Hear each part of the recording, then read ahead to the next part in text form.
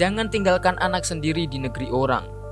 Itulah gambaran cerita kali ini. Ada sebuah kasus yang pernah menggemparkan negara Singapura pada tahun 2004, di mana ada seorang anak kecil yang bernama Huang Na menghilang selama 90 hari. Ketika itu, ada banyak sekali relawan yang turut membantu mencari hilangnya Huang Na.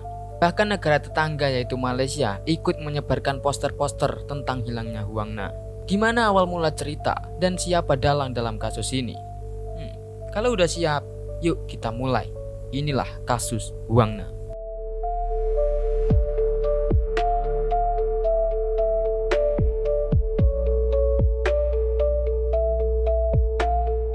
Huang Na lahir pada 26 September 1996. Dirinya adalah seorang gadis berkebangsaan Tiongkok. Bertepatan pada tahun Huang Na lahir, ayah Huang Na meninggalkan Tiongkok untuk mencari penghasilan di Singapura. Ketika ibu Huang Na yang bernama Su Ying mengetahui jika suaminya pergi ke Singapura untuk mencari penghasilan, Su Ying lalu menceraikan suaminya dan mendapat hak asuh anaknya. Tidak lama setelah itu, Su Ying bertemu dengan seorang pria dan menikah di tahun 2003. Mereka juga dikaruniai satu anak lagi. Nah, seperti ibu-ibu pada umumnya yang ingin anaknya sukses dan mendapatkan pendidikan yang baik, Su Ying dan Huang Na akhirnya memutuskan untuk berimigrasi ke Singapura dan Huang Na disekolahkan di SD Jintai. Di Singapura mereka tinggal di pusat grosir Pasir Panjang, tepat di tempat Su Ying bekerja. Di sana, Huang Na berkawan baik dengan seorang pria bernama Tok Leng Ho yang lahir pada 1981 dan pada saat itu dirinya berumur 22 tahun. Ia berasal dari Malaysia yang berprofesi sebagai tukang pengemas sayuran di situ. Mereka akrab banget sampai Tok Leng Ho sering memberikan Huang Na makanan dan mengajaknya jalan-jalan. Huang Na bahkan sudah menganggap Tok Leng Ho sebagai pamannya sendiri.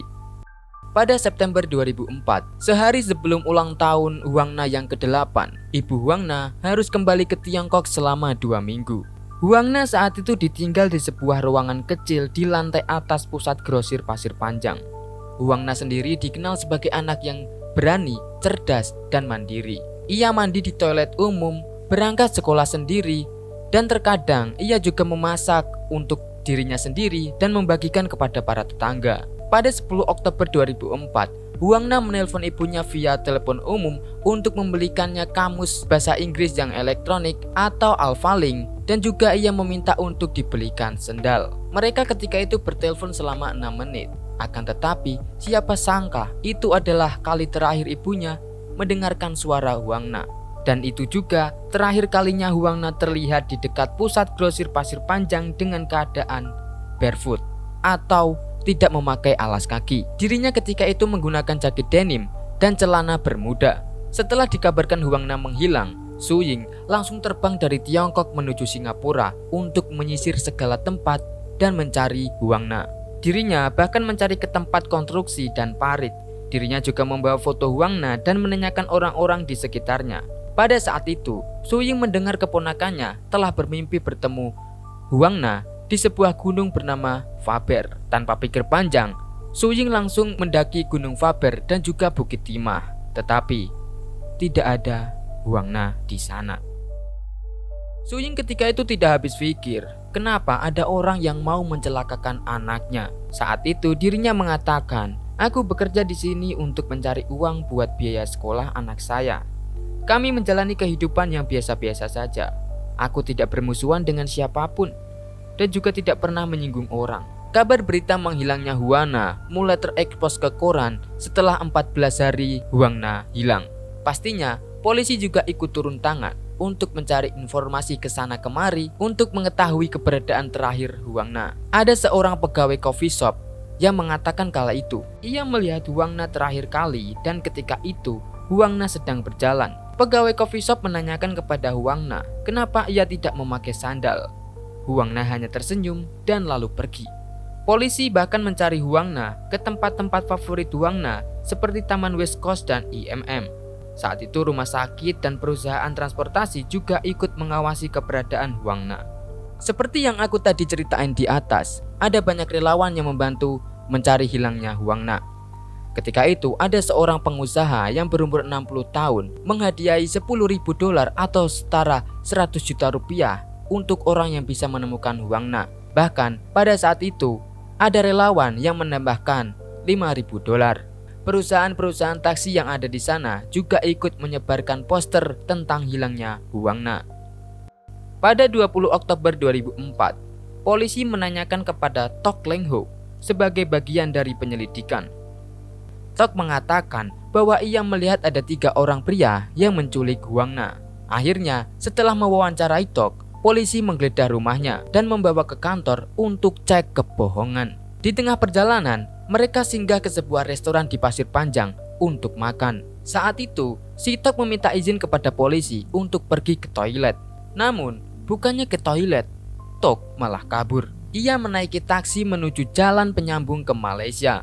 Orang-orang yang berada di sekitar pusat grosir tersebut mengatakan bahwa Tok dan Huang Na ini memang sangat dekat, dan Tok juga sering mengajak Huang Na jalan-jalan. Namun, benar, Tok merupakan orang yang terakhir kali bersama Huang Na. Ibu Huang Na saat itu tidak mempercayai jika Tok sebagai pelakunya, karena memang Tok ini dikenal sangat baik kepada keluarga mereka. Bahkan Huang Na sendiri sudah menganggap Tok ini sebagai pamannya. Aku gak percaya dia yang membawa anakku. Dia gak punya alasan untuk itu. Dia sangat menyukai anakku. Dia selalu membelikan makanan untuk anakku, tapi gak pernah membawanya keluar dari pasar. Aku tahu dia gak akan melukai putriku. Ayahnya Tok yang kala itu berumur 52 tahun yang berada di Penang, yang menjual kue tiaw di kedai kopinya, mengatakan bahwa anaknya yang kedua dari 4 bersaudara ini telah menelponnya dan mengatakan bahwa dia bukan orang yang menculik Huang Na. Ayahnya kala itu mengatakan dia hanya lari ke Malaysia karena terbebani oleh polisi di Singapura. Istri Tok yang bernama Yauli juga mengatakan bahwa ketika itu Tok sedang berada di Johor dan mengatakan orang lain yang telah menculik Huang Na. Kakak Tok juga mengatakan bahwa Tok merupakan pria yang pemalu, yang mana tidak punya nyali untuk pinjam duit ke orang atau terlibat dalam suatu perkelahian, apalagi menculik Huang Na. 9 hari setelah kaburnya Tok, akhirnya dia menyerahkan diri kepada polisi di Penang dan dibawa kembali ke Singapura pada 30 Oktober 2004. Tok kala itu mengatakan dirinya kabur ke Malaysia untuk bertemu dengan anaknya yang berusia 14 bulan tetapi tidak menemukannya. 9 hari itu seperti neraka. Apa bagusnya sembunyi sana sini, kata Tok Hong Li. Pada 31 Oktober, beberapa minggu setelah menghilangnya Huang Na, tim polisi yang terdiri dari 20 orang dan pelacak menyebar ke lereng-lereng Bukit Telok Blangah sesuai informasi yang didapat dari Tok. Setelah 30 menit pencarian, polisi menemukan sebuah kotak yang berukuran 50 cm x 40 cm x 30 cm. Kotak itu biasa dipakai di pusat grosir Pasir Panjang. Kotak itu juga disegel dengan selotip, namun tetap saja bau busuk masih tercium. Di dalam kotaknya ada tubuh telanjang seorang anak perempuan yang dipaksakan masuk ke dalam kotak yang hanya sebesar dari setengah badannya. Badannya kala itu sudah terurai sehingga tim forensik susah untuk mengidentifikasi. Namun, Ibu Huang Na yakin bahwa itu adalah mayat Huang Na. Dari visualnya, Ibu Huang Na membenarkan itu adalah jasad Huang Na. Kabar kematian Huang Na sangat-sangat mengejutkan dan membuat masyarakat Singapura bersedih. Ketika itu, lebih dari 1.000 orang mengikuti upacara kremasi Huang Na. Tutup peti Huang Na ditutupi oleh mainan atau boneka kesukaan Huang Na, yaitu Hello Kitty, dan sisi-sisinya diplester dengan stiker Hello Kitty. Para pelayat membawakan banyak snack dan coklat kesukaan Huang Na. Huang Na dikremasi di Mandai. Berdasarkan kasus penuntutan, rekan Tok mengatakan bahwa ia terakhir kali melihat Tok berjalan dengan Huang Na di sebuah pergudangan dan membawa sebungkus mangga di tangannya. Para pekerja di sana sempat kebingungan kenapa Tok saat itu berjalan di area situ, padahal hari itu hari Minggu dan dirinya juga tidak banyak bekerja. Sekitar pukul 1:40 siang, Tok merayu Huang Na untuk bermain di sekitar gudang, lalu menawarkan mangga untuk Huang Na. Dan benar saja, pada saat tubuh Huang Na diautopsi, ditemukan sisa-sisa mangga. Kemudian setelah itu, Tok menelanjangi Huang Na, mengikatnya dengan tali rafia, dan melecehkannya secara seksual. Untuk memastikan Huang Na tidak membeberkan perlakuan Tok, Tok membekap hidung dan mulut Huang Na selama 2 menit hingga tubuh Huang Na lemas. Untuk memastikan Huang Na sudah meninggal, Tok menendang tubuhnya sebelum membungkus tubuhnya ke dalam 9 lapis kantong plastik. Setelah itu, Tok memasukkan kantong plastik tersebut ke dalam kotak kardus dan dilekat dengan perekat. Kala itu masih sangat terik, sehingga Tok ini berpikir, terlalu beresiko kalau keluar membawa kardus sekarang. Jadinya dia menunggu sekitar pukul jam setengah 6 sore. Lalu saat pukul setengah 6 sore tiba, Tok meminjam motor temannya dan kembali ke rumah untuk menonton televisi. Tepatnya pada jam 8 malam, ia akhirnya kembali ke pergudangan tempat ia menyimpan Huang Na. Lalu membawa kardus itu di belakang motornya dan membawanya ke Bukit Telok Blangah tempat ia membuang jasad Huang Na.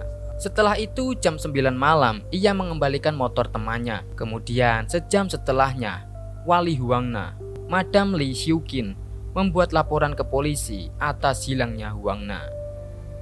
Pembuktian dari hasil forensik memegang peran besar dalam kasus ini. Pihak analitik juga menemukan bahwa isolatif yang ada di kardus sama dengan isolatif yang ada di pergudangan. Bahkan di isolatif tersebut terdapat sidik jari Tok. Faktanya, teman-teman Tok sering melihat dirinya memarahi Huang Na, bahkan memukulnya.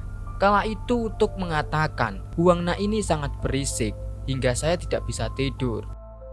Pada 27 Agustus 2005, hakim menyatakan Tok bersalah dan akan dijatuhi hukuman mati. Dalam pengadilannya, hakim mengatakan bahwa Tok ini tidak memiliki riwayat mental tak normal, dan hakim juga mengatakan kasus ini tidak perlu menentukan motif dari pembunuhan tersebut atau apakah kekerasan seksual telah terjadi.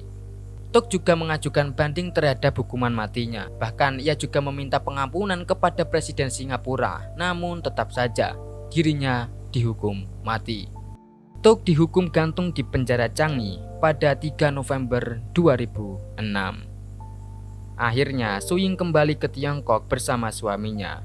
Pada Januari 2007, aktor Jack Neo berniat membuat sebuah film mengenai pembunuhan tersebut, namun ditolak oleh pihak keluarga. Kemudian dikabarkan bahwa tahun 2009 Suying telah melahirkan 2 anak lainnya dan menjalankan bisnis distribusi sepatu di Taiwan.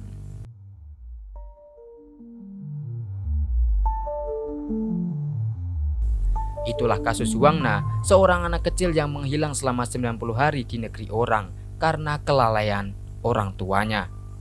Dan terima kasih sudah menonton video ini sampai habis. Sampai jumpa di video selanjutnya.